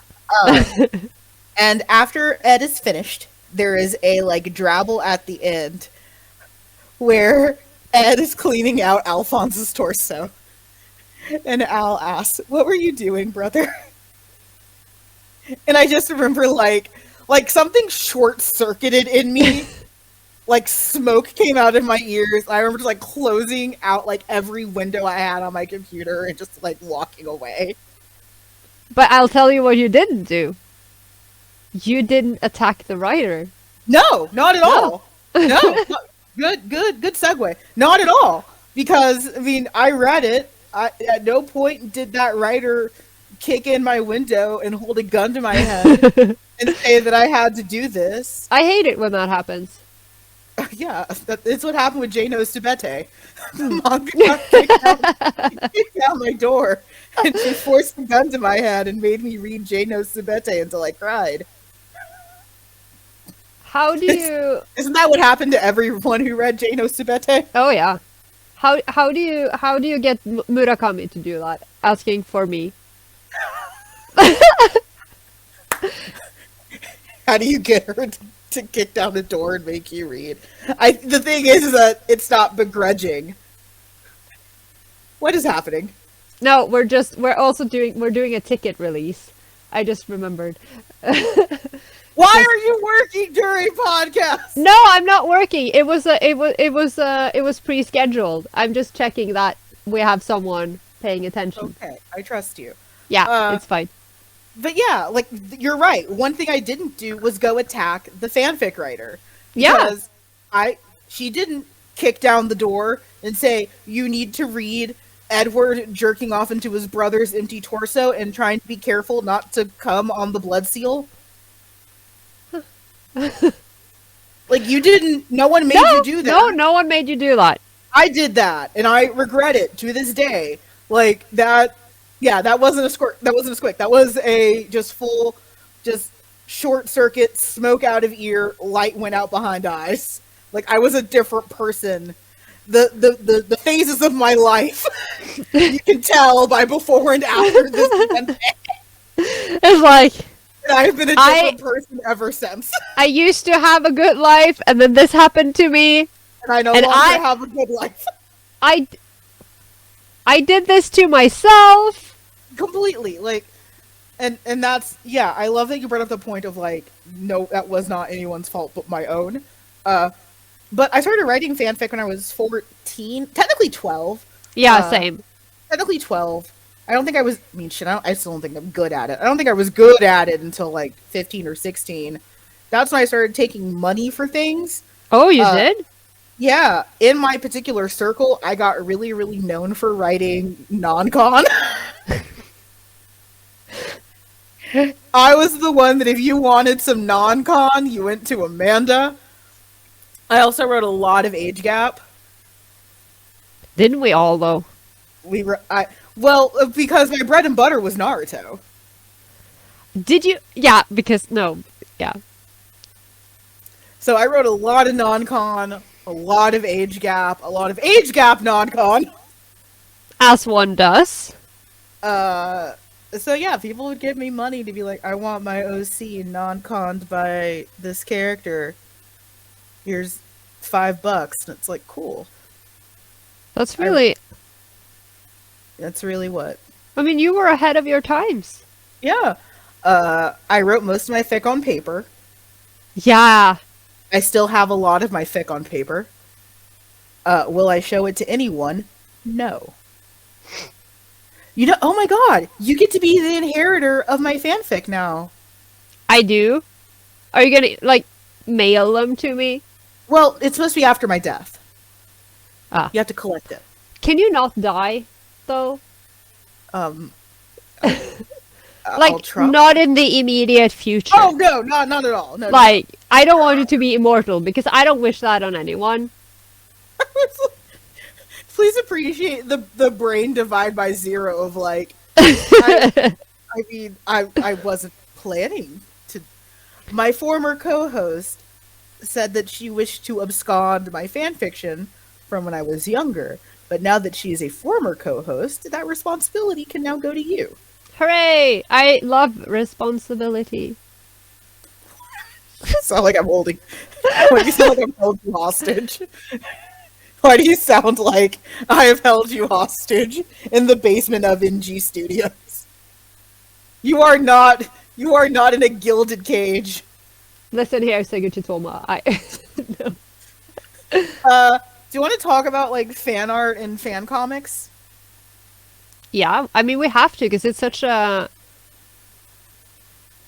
huge thing. You know, I just want to, before I forget it, because I saw this discussion on Twitter a while back, and I think it was really interesting because they were talking about, which connects to the lack of appreciation for fanfic writers, Yes. or for writers in general. Sad original fiction noises. But that back in the day, you know, yeah, fan art has always been a huge thing, you know, like scenes Indeed. and fan art and doujin and all of those things, but particularly in the live journal era, that we had so many different ways of creating art because you had icons and you had layouts and people who didn't necessarily draw their own art, but who, you know, took, whether it was, although that is, you know, using doujin, that's also, you know, that's stealing, that's art theft, but but you know, people who took official works or whatever and turned them into all of these gorgeous icons and everything, that's also a form of fan art, and that was such a huge part of fandom. Like, it wasn't just you have to draw this friggin' perfect doujin from scratch. It was like everything. There was such an appreciation. It was such a huge thriving community of creatives. And I really love that. Absolutely. And like to piggyback on things like the other fan works that people did, like translating and scanlating. I'm not saying Yeah. those are good. Like piracy is still bad most of the time. I'm not giving Funimation any more of my money ever again. You didn't hear me say that. I didn't say that. I didn't hear anything. I love and appreciate you for that. But like scanlators, people who censored manga. Love those guys. Every person that drew in an uncircumcised dick where there was once a fucking hyper beam blast, like, you guys are the ones that deserve a standing ovation. Like, you know when you see like videos of like fucking military dudes in the US like coming off of airplanes and everyone just like claps for them? Whoever drew back in the dicks, no, I want that for you. I want you to like stand up like in front of like an IHOP and just like Wasn't that, I think that this was like a discussion, I don't know if it was during FujoCon, but I remember attending a panel where people talked about this, and it was like, you know, people talking about how they were shocked to find out that that mangaka never actually drew a penis, because it was all the scanlators scanlators, drawing in. And I didn't know about that for so many years. I had no idea. Yeah. They put in work. Like, translators put in work. Like, we put in work. I will accept my award for being a Fujo veteran. Next design coming up to the shop. Fujo veteran. Proud Fujo veteran. AMVs or anime music videos, or we call them mostly fan cams now, but they used to be really, really good. You usually had one or two dedicated to your ship. Also, there was one for every feeling. How many Sasu Naru ones were set to Linkin Park songs? Listen, I want to talk about one Sasunaru. Funny you should say Linkin Park, because I remember one in particular. No, okay. There is one Sasunaru AMV that has destroyed my life. I cannot, like, if I hear, without putting it on, you know, without choosing to listen to it on my own, if I am ambushed by Coldplay's Fix You, my heart, like, I hit that. I love that song so I much. love that AMV, but it shatters you, doesn't I it? cannot live. I was thinking about it because I wasn't really the biggest on AMVs, but Yes. there are two in particular that I keep coming back to. It's that one because it destroyed my soul. Yes. And then it's a Matt and Mellow one. You know, the Prelude Kiss My Eyes one? Yes. I went looking for it. I couldn't find the one. There is one on YouTube now. I couldn't find the one I remember. It's they put together all the Matt Mellow scenes from the anime. It is so sad, but it's so good. So, Hurts so okay. good. So it's weird that like the AMVs that come to mind for me weren't necessarily boys love. They were fandom though, and they were Johnny the Yeah. Homicidal Maniac. Okay. So do you know Johnny the Homicidal Maniac? I don't know. Okay, did you watch Invader Zim? No, because we didn't have it here. Fuck. Okay, to Americans only. The guy who created Invader Zim did a comic before called Johnny the Homicidal Maniac. He was every guy at Hot Topic that you've ever probably had sex with behind a dumpster. Cough. What? I'm okay. Okay. I had bad taste in men for a very long time. And locations. Well, I never fucked behind a dumpster. Bleachers, yes. Parking lots, yes. Underneath a light pole, yes. What? No? And no judgment? No judgment! I was just underneath a light post translated into behind a light post. I was trying to figure out no, what's the point? Like braced up on light posts. Ah. Like the big ones. Yeah. Yeah. You guys will need to hear the sexual exploits of younger Amanda. But you're serving. No. But the mine were Johnny the Homicidal Maniac, and they were set to like mindless self-indulgence, which you want to talk about like a niche Amanda during like college, high school. It was that. The one that comes to mind, though, shockingly, is it's Avenue Q if you were gay, and it was Suichi and Ryuichi, and that's one of my favorite things. I feel like that song is probably the one that was used the most because that's them. I feel like I think level of chaotic energy. That level of just like Muppet chaos is Suichi and Ryuichi. And again, you know, I know we mentioned it in a much earlier episode, but the cat came back because it was that was really fun. But like, I mean, Gravitation had some great AMVs, like people like splicing scenes together with like canon music. Oh my god, there's some anti-nostalgic ones that can still like, I mean, they won't make you cry anymore, but like definitely made me like misty-eyed. AMVs usually came in like 3 different flavors. There was like, this is my shipping manifesto set to like Celine Dion. This is, I'm 17 years old or 16 years old and I have a lot of feelings with my parents. So here's like 33 minutes and 36 seconds of angst with an angsty character. Like the sheer amounts of like animal I have become with like Gaara or Sasuke. Yeah. Like insert Linkin Park song Itachi. And then what we would essentially call like a YouTube poop or just like crack. Yeah, I love crack. And I do love crack. Not only, you know, like the AMVs, but remember all the fan flashes? Like the Naruto fan flashes. They are art. God. And I just want to commend in particular. I mean, I love like Snow Dragon, thank you, but I love those, all of those, but in particular, putting, you know, having Sai want to take you to a gay bar, like that one, that was perfect. That's flawless. Like you've unlocked that because now I don't like that you've unlocked that. Can we talk about the Naruto Abridged series? Oh my god, I never really watched that as much. I watched Stupid Sakura Project, which is Naruto so Abridged funny. Was my fucking shit. That and Yu-Gi-Oh! Abridged. I don't know why. Apparently me up. Masako X back in the day, fucking hell. Alright, so let's talk about the cringe. Yeah. So we weren't great back in the old days. I know we've waxed philosophic about it. How, you know, much like how white people will sometimes do with like the 1950s and stuff. Like, oh, it was a better time.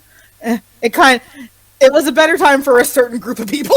Yeah, a very specific small demographic. Like, oh my god, that's my favorite thing in the U.S. is when white people are like, oh man, I wish we could go back to a simpler time. You mean when you owned folks? Because that wasn't a better time for like 90% of the rest of humanity. If you were a white man, you were probably having a good time. But if you were anything else, probably a bad time. Yeah. So we did some cringe. Like I said, there was Oh yeah. definitely gross people in the community that used their power to do gross things. Uh, Convention behavior was abysmal back in the days for a lot of fangirls. I have been groped by more women than men, I which just yeah. some non-convention people will be like, that's shocking. I thought it was the men who were the problem. They are still the problem, just like with everything else in society. But the amount of women that, especially when I first started cross-playing, that would just go right between the legs. And here was what always got me, is that there were other cosplayers, and they would Yeah. say, oh, it's because it happened to me. Like some 90s seme bullshit. It's like, but that's bad. Yeah, I'm but sorry that happened to you, and that's sad, but please. there's a part of me that is like, I remember being, that age and Mhm. and seeing like, again, my live journal friends or, Mhm. these really, really grainy, low quality YouTube videos from conventions and Mhm. wishing that I could be there because we didn't have anything. We didn't have Mhm. any conventions. But now No, you I don't. am so glad No. we didn't because Mhm. it would have been exactly the same. I mean, just remembering surprise butt sex as being a thing. The fact that people would go up to other people and do that? Yeah, we should probably talk about yaoi paddles, shouldn't we? Yeah. Do we want to talk about yaoi paddles? I want to talk about how, yeah, what I discovered about yaoi paddles. What did you recently discover I recent about? Yeah, I recently discovered because I was reading into it because I remembered yaoi paddles for as someone who was sitting on the other end of the world reading on the Mhm. internet and seeing these pictures and being like, what is the point? Okay, I get the Mhm. point because they're first of all, like you've told the story about how they were affordable, there were a lot of them and Mhm. they could be sold. And of course, they're Mhm. paddles and we ship. So it makes sense. Mhm. But I had read a lot of horror stories, but then I came upon the story that essentially became the reason why yaoi paddles not only were banned in most conventions, there are conventions today that still have it in their rules There are. that they are forbidden because of There this are. one person Yep. who ran up to another person to Mhm. smack them with the paddle, but did it Mhm. with the wrong side and Mhm. crushed their hip, and this person ended up in a wheelchair permanently. Mhm. And I thought, and I found out about this like last year. I've been screaming ever since. Yeah. We did a lot of just paddling people, which checks notes. It's called sexual assault if they're not consenting to it. Or just assault, Or, yeah, apparently. or just regular assault. There was a lot of putting those things where they shouldn't be to people that did not consent to it. There was just a lot of generalized bad behavior. Yeah. And I think about things like glomping. I think about Oh all yeah. different kinds of Yeah. things. I think about just like generally like inappropriate stuff with like voice actors and shit. Like we were gross. We're still We were. gross, but we were gross. Like we had convinced ourselves that Jensen Ackles is homophobic because Really? he. Oh, did you not know about the supernatural stuff? No, because I've never watched Supernatural, so I've never Okay, been. okay. Oh fuck, I have to rehash Supernatural. Okay, so Supernatural is about two brothers, Sam and Dean Winchester. Dean is played by Jensen Ackles. Sam is played by Jared Padalecki. These are important names to know. I know the names. I know Okay, the. I had to so mute Supernatural on Tumblr because oh, it it's was. toxic. It's toxic. So some years in, they introduced a brooding, terrible angel, and by terrible I mean like he's just bad at being an angel, named Castiel or Yeah, I Castile, know Castile. Misha Collins. Aggressively from the start, Dean, even before Cass was introduced, it was heavily implied that he was bisexual. He caught references that gay characters made. He cited a gay bar in an episode, like that was a location he knew. Again, this is old. We're using old fangirl tools where we listen to everything and we absorb. So there were signs that Dean was bisexual. And that would have made sense in the canon of the series because he's a bit of a slut. I'm not saying bisexuals are sluts, I'm just saying. So Cass is introduced, and even though he's meant to be for both of the Winchesters, he very clearly likes Dean a lot more. And they very clearly have a closer relationship than Sam and Cass do.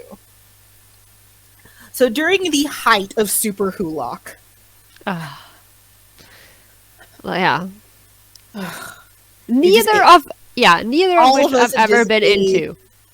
You haven't been to any of those? No, because Okay. I live in a 2D bubble, and I I mean, I feel like I just aged 20 years saying Super Hulock. yeah, I know, right? It was like, woo, that's Yeah. taking me back. So in the years of Super Hulock, there was a lot of Dean and Cass stuff because that was pretty much the ship. If you didn't do Wincest, where you shipped the brothers, you did Dean and Cass. It was during a bunch of conventions that people had asked actor Jensen Ackles if he would sign their fanfic or if he would voice act their fanfic. And he was audibly uncomfortable with it. And when fangirls would ask, well, how do you feel about this? And blah, blah, blah, he'd get really uncomfortable. Now, fangirls interpreted that as him being homophobic. Yeah, that's interesting. When in all reality, and I am not speaking for Jensen Ackles, I don't know him, he might be actually homophobic, but I don't think it was for this reason. He's an actor who was uncomfortable with our parasocial relationship and fictional depictions of him. Which is fair. Which is fair. Now, there are some actors who have leaned into it. Misha Collins as Castiel has. I've heard. He leans into it hard, which definitely also put the spotlight on Jensen. Because you have Misha Collins, who's ready to spread for anyone, and I say this with love because I love him for that, who is ready to fucking spread for anyone. And then you have Jensen, who's like, no. And Jared's just kind of like, I'm just glad they invited me. TBH, Jared Padalecki is definitely the less famous out of all three of them. He also was born where I live, or very, very close to where I live, so he just hangs around down here sometimes. So out of all three, he's definitely like, I'm just glad they invited me. But Jensen was always outwardly uncomfortable with it, and fangirls made it sound like it was because of homophobia reasons. It's not. Don't make voice actors weird you read porn. But but doesn't that kind of remind you of, I mean, on a different scale, obviously, but of how what we see today, where they are like, where people are trying to get voice actors or creators or whatever to have an opinion or to be on the right side of the discourse. Well, yeah, like I just mentioned that with the Deku voice actor who made that bad take. Yeah. And I think it's a good and bad that we have voice actors who are so willing to get into the fandom. I think a lot of them need to shut the fuck up, frankly, because they don't know what the hell they're talking about, especially the newer generations.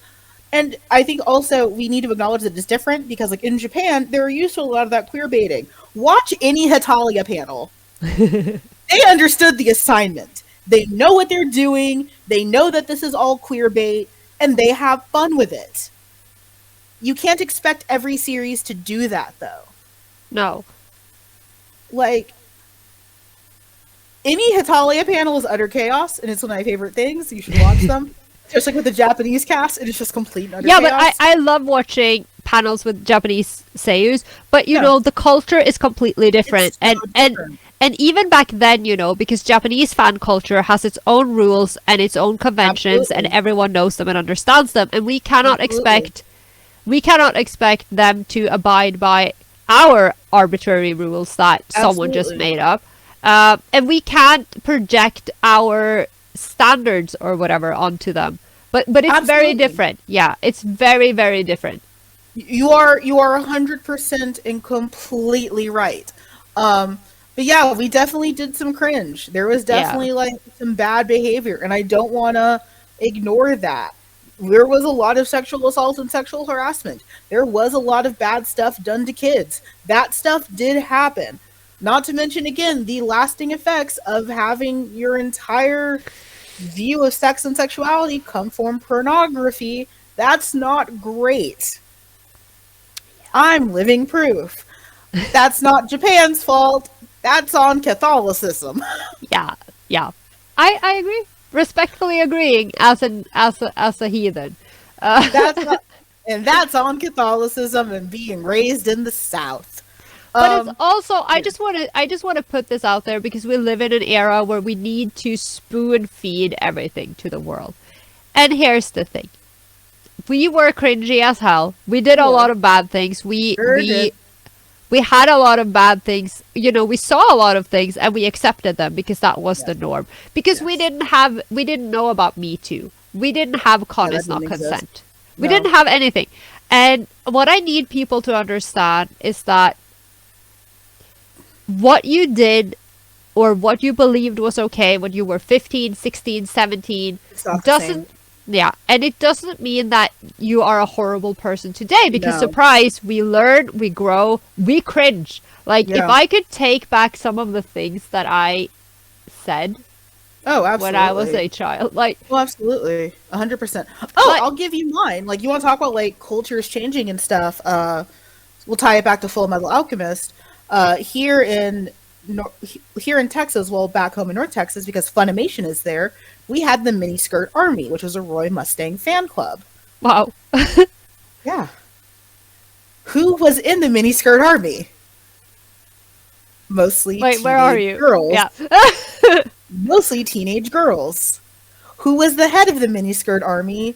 30-something voice actor Travis Willingham. Wow. Now, was there anything gross happening in the Miniskirt Army?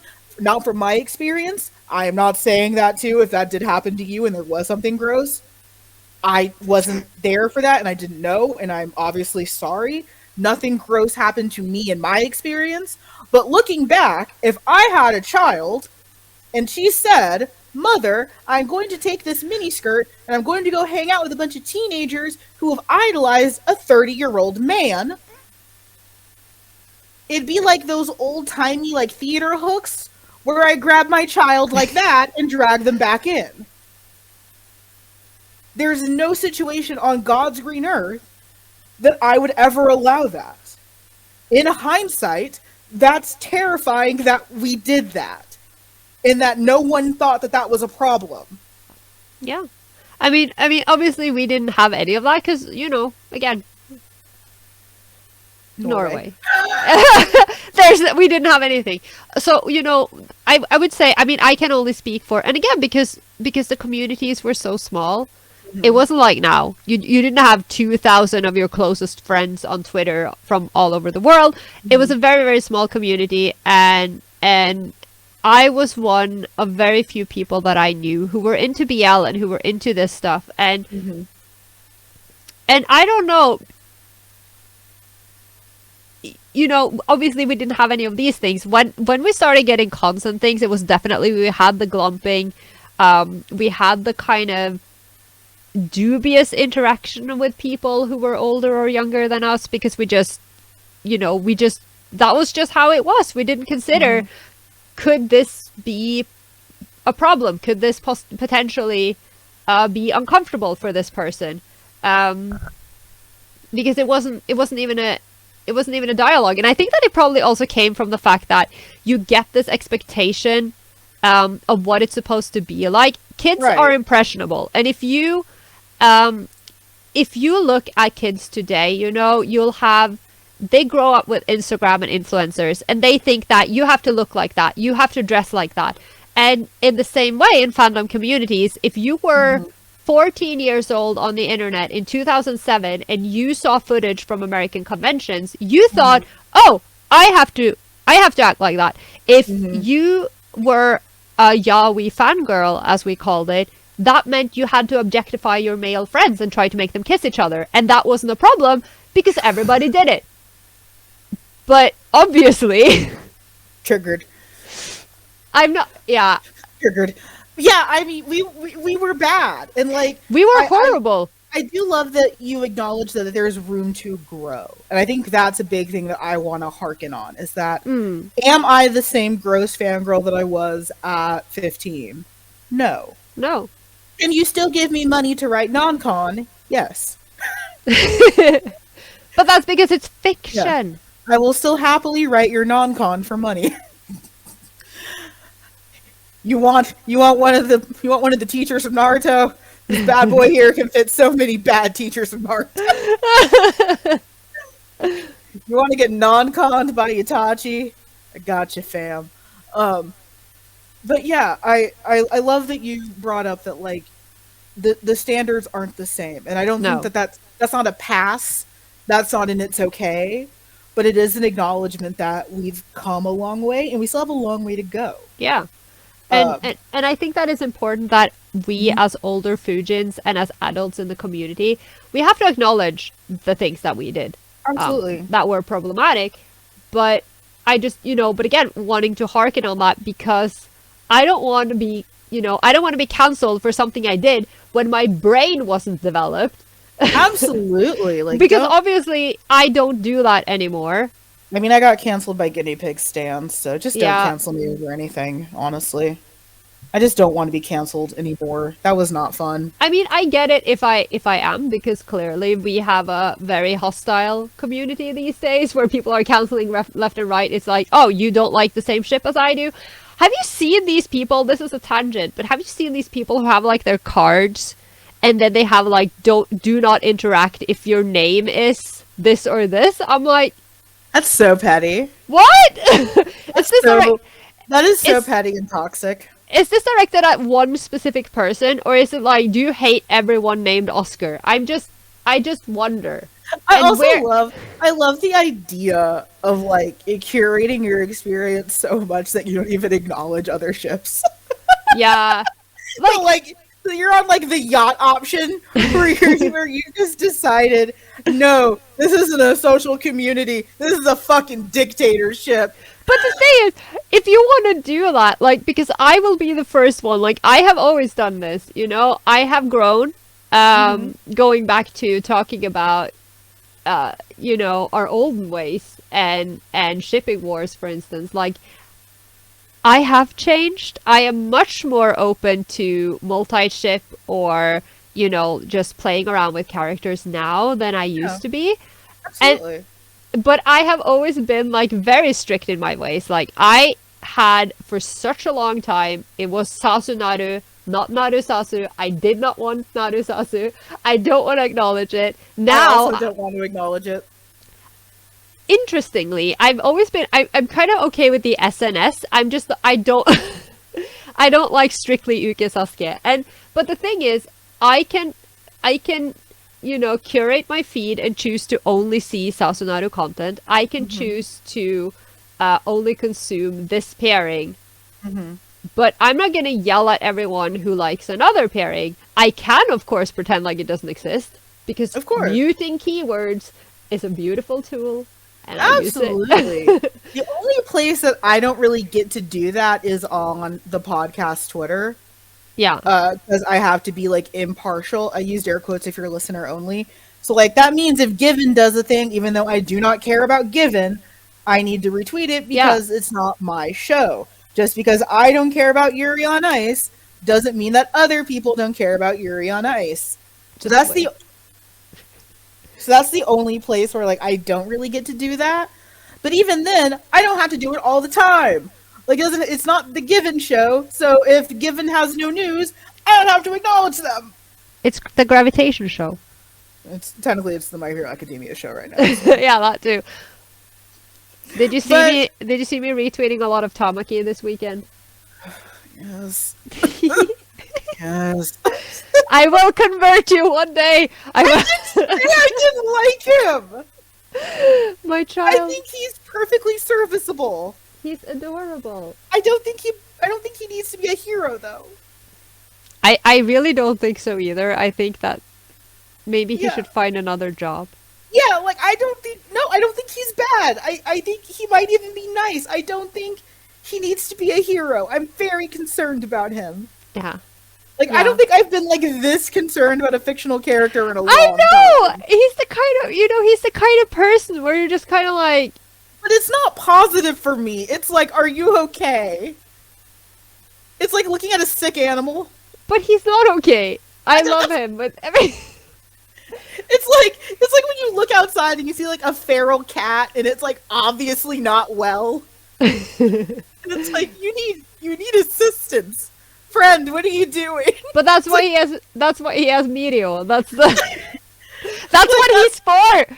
That's how I feel whenever I look at Tsubaki. It's just I feel like I'm looking like a wheezing cat. It's like, are you okay, friend? I don't think you need to be here. I think you need to be somewhere else. Yeah. Okay, so to wrap Yeah. this up, do you remember the first BL you ever bought? I thought I did. And now I'm not so sure. Because again, gravitation. Yes. But I think I got confused because I remember when June launched their June titles.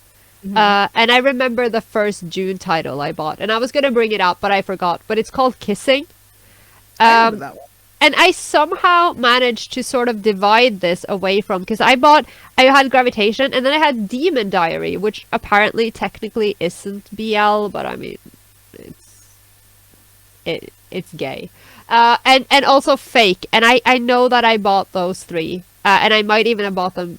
I know I bought Gravitation before Kissing, but Kissing was different, because Kissing was labeled with Yaoi on the front, and I was like, oh my god, what is this? And it was a glorious moment in my life. So for me, I think it was either Only the Ring Finger Knows. Oh yeah. I know, 1,000 years old. Approximately 1,000 years old. A staple. Eerie Query. Yes! Oh no, I had that one too. God damn it. Okay, I have no idea. have all of Eerie Query, and I'm so proud. I love it. Oh my god. And it was probably yellow, honestly. Mm. So those are probably one of the ones that I bought immediately. But yeah, so that was question 1. Question 2: what is an oldie that you think that everyone needs to read? And it can't be Gravitation. I know, right? I'm honestly gonna go ahead and say, problematic as it might be, and I just mentioned it, I think Eerie Query is a lot of fun. It is. I haven't read it in so long. I had a friend ask me about it recently, because she found out I had it, and she was like, oh my god, can you go through it and find a picture of this one character for me, because I need it. And I was like, okay. And then I was like, I haven't read this since I was like 15 years old. I have to revisit it. But yeah, it's fun. Do you have one that you would agree with me that isn't Eerie Query, or do you want to dovetail with me? I was thinking for a while, and I wanted to like do one that wasn't Gravitation, and one that I didn't do in my top 3 or 5 or whatever that we did in the intro episode. So I dug out a gem that literally everyone has read. It was never a favorite of mine, but I feel like you should read it just for the history. Do you remember this one? Do you remember this? How dare you? Yeah. Fucking what? No. I don't even remember what it's about. You're not making the kids read Wild Rock. They're not going to read it. They should read it for the history. I just feel like I don't even love it, but it's just that it was always there, and everyone has read it, and I feel like if you want to understand older Fujins when we're talking, just read Wild Rock, you know. I know Kusabi. I don't own I know Kusabi. Have I told you about when I was doing a panel at a convention in Oslo, and we did a Yaoi Yuri panel? Like, it was a history panel, and we were like talking back and forth. And I know Kusabi came up, and this was in 2012 when they did the remake. And I was mentioning on the panel that, oh yeah, but that was cancelled. And there was like a person in like way back in the auditorium that just went, what? And it was the funniest moment of my life. I was like, I'm sorry. All right. Next up, what is an early series that you would like to throw in a pit? I don't know. A strange and mystifying story.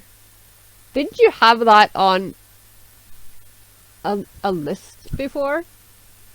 It wasn't a good list. No, okay. Didn't you have it on a list? Not a good list. Love to throw that in the pit. Didn't know it was still ongoing, technically. Throw that Wow. shit directly into a pit. I actually don't have any. And I think partially it is because, again, I've said this before. Every time someone asks me about, like, anything I've read, I'm like, I've never read anything in my life. I can't remember anything. But I think, yeah, I think that I just, when I read something that I technically don't like, I just sort of Pit. forget about it. Nope. Or, I don't know. Like, I will stay mad and I will die mad. I feel like I just value everything that I've, because it's all shaped me and had me hone my preferences. I don't know. I'm being difficult. It's just because I can't think of anything. Like, I honestly can't think. Carola's over here with the Camp David peace option, and I'm like, throw into pit. But I don't know. Like, pit. Which series most deserves an omnibus? No. Gravitational already has one. No. Bad. Oh, man. I don't know. Like, omnibus? Yeah. I feel like most of the series that I love are so short that, from at least from way back when, that they didn't, you don't get an omnibus because they're like 2-3 volumes max. Yeah. Or they're friggin' Tyrant and they're not completed yet because someone decided that she was gonna go, yeah, it's finished, but actually let me add some more volumes. How is Tyrant still going? I don't know. I don't actually love Tyrant. I don't really either. I think... You know what? I think that gives me an answer, though, is one that I would love to see in an omnibus is honestly just more... I would love an omnibus of all of, oh my god, it's Asumiko who does Jano Subete and Classmates and everything, right? Yeah.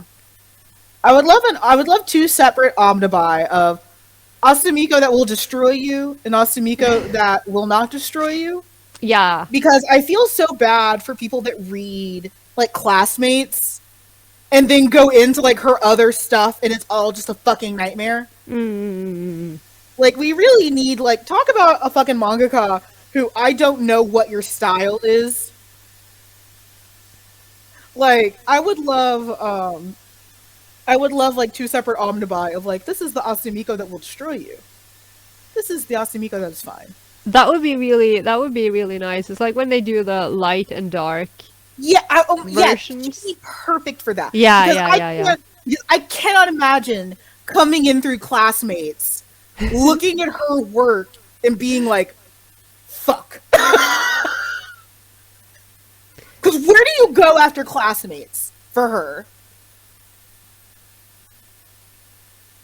Do you do double mints? Do you do Jano Subete? Do you do anything else that fucking destroys you? What is that? No, I don't know. Maybe that was a one shot because she's in the pink gold anthologies. Yes. But I think that's just pure porn. I don't think that. No, I don't think that has any substance. So maybe that then, because then at least you're not going straight to the murder and There's so much murder. Trauma. There's so much. I wish that... So, like, I'm not a huge advocate for trigger warnings. Just because I don't like anything that gives up the ghost. I wish I had a trigger warning for Jano Subete. I had no idea what I was getting into. You want to talk like being in over your head? I was in way over my head with Jano Subete.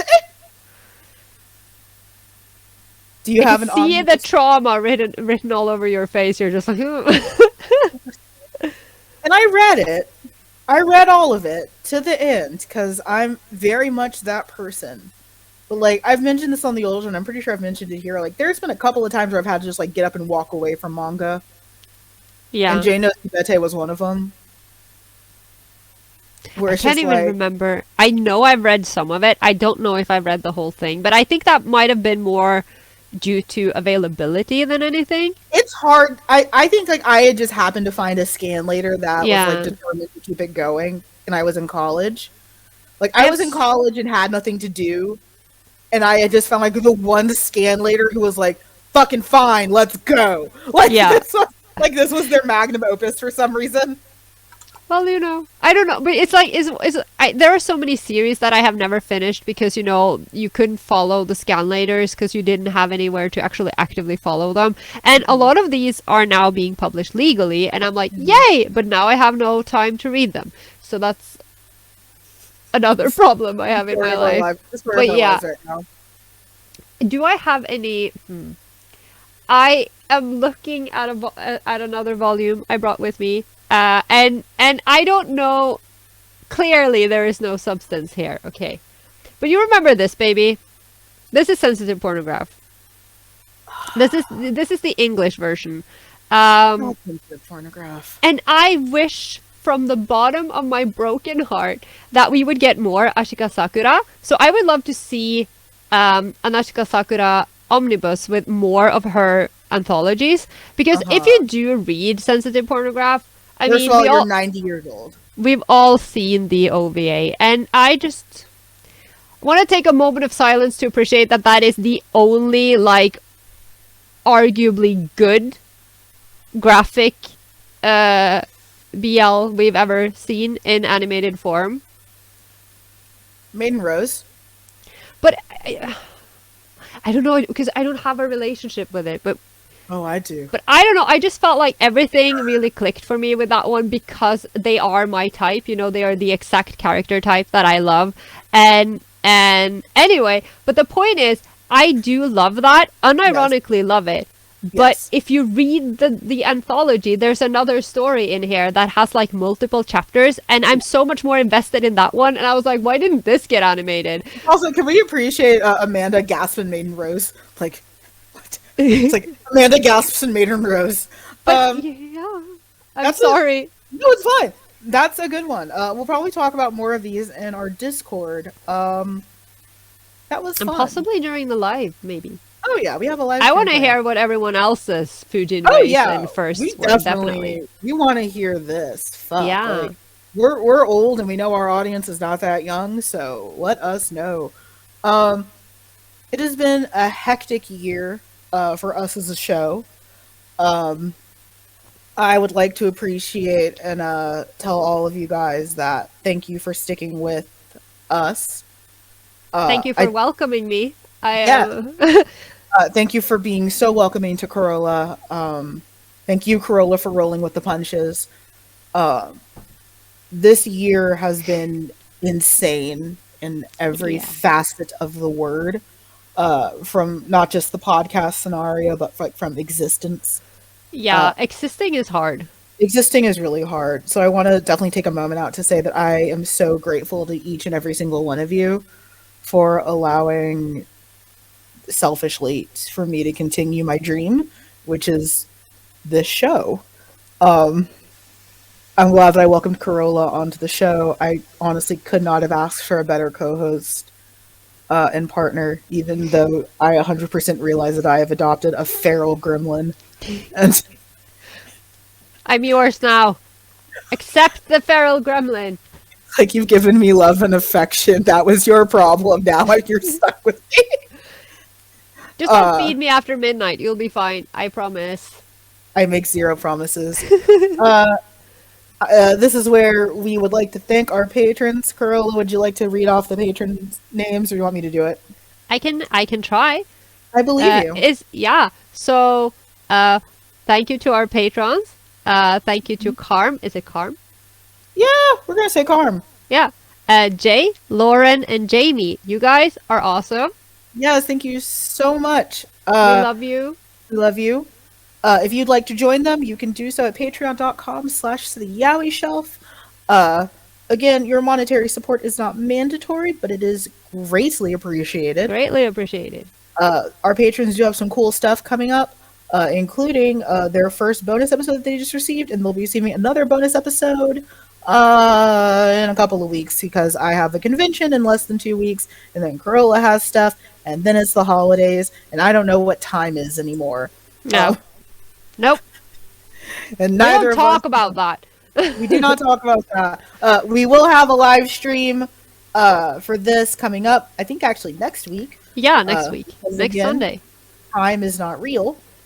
But what do we talk about next month? I will let you guys know towards the end of the year because reasons. But we Yeah. do have some really, really cool stuff coming up. We have some fucking killer stuff coming up in Yeah, 2022. I'm Like, not very to excited. spoil, because Carola gets to find out about all these. Like, Carola will just get, like, ominous messages from me that's like, Daddy's been working. Like, Carola just gets, like, all these, like, ominous messages from me. And I definitely do feel like some kind of weird tinkerer where... At least you're doing something. I'm just like, putting my feet on the table and letting daddy work. That's But then you'll come in and you'll, like, do some, like, really witty insight. It makes it all worth it. I try. I You try do fucking great. to do my part. You do amazing. We have some cool stuff coming out from you also this month, just, as a fun treat. Also, aka Dad was tinkering and he made a thing and he's very proud of it. I like it. I like it. Like, Dad made a dumb thing and he's very proud of it. But thank you guys so much for sticking with us through this very chaotic year. We will see you for a live next week. And, just because the show is taking our Christmas break doesn't mean that the show's over. But, we appreciate it. Yep. Happy holidays. Happy holidays, unless we will see you next Sunday. I mean, yeah, we're still going to see you guys on the 12th. But, Carola, I am trying to keep this evergreen for posterity. I'm sorry! See you guys in the next one. Where Bye. can they find us? Oh, fuck. They can find us on the internet. Google the name of the show. Okay, that's good enough. Yeah. Angry Sime noises. You can find us at the name of show. You're just so done. It's been 2 hours. You can find us on Twitter and Discord. Yes, I think at and the YouTube. Yaoi Shelf yes, at the Yaoi Shelf for that. You can find us at the Yaoi Shelf on Twitter, Discord, and YouTube. We don't Yes. have Instagram, and we don't have a TikTok yet. Okay. Okay. Have I covered everything in the outline? Yes. Okay. Okay. Now see you guys in the next one. Goodbye. Bye. Thanks Bye. for joining us.